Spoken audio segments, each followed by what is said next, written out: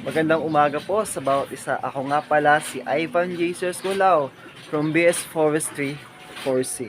At ngayong umagang ito ay pag-uusapan natin ang iba't ibang environmental issue na nakapaloob sa ating mga paligid. Una sa lahat, kailangan nating itapon ang ating mga basurahan sa tamang lalagyanan. Hindi dapat tayo nagtatapon ng basura kung saan-saan dahil pwede itong mag-cause ng pagbaha sa ating lipunan. Pangalawa, yung ating mga pinagnumamang mga ice box, mga plastic containers, ay huwag nating tatapon basta-basta na lang sa mga bakanting lote.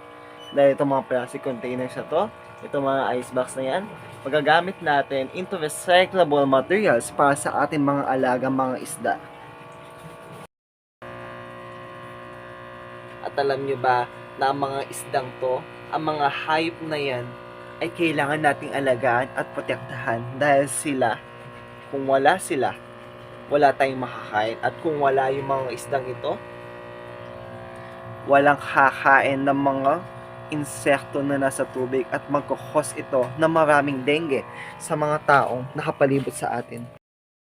At panghuli para sa ating campaign, kailangan nating magtanim ng iba't ibang uri ng mga halaman. Katulad ng mga punong ito, kailangan nating magtanim upang balang araw mayroon tayong maani. At dahil sa mga punong ito, maiiwasan ang pagbaha sa ating paligid. At katulad ng mga halaman na yan, magbibigay sila ng pagkain sa atin.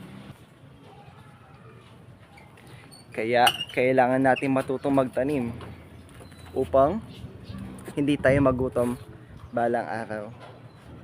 Dahil naniniwala ako na may magagawa pa tayo.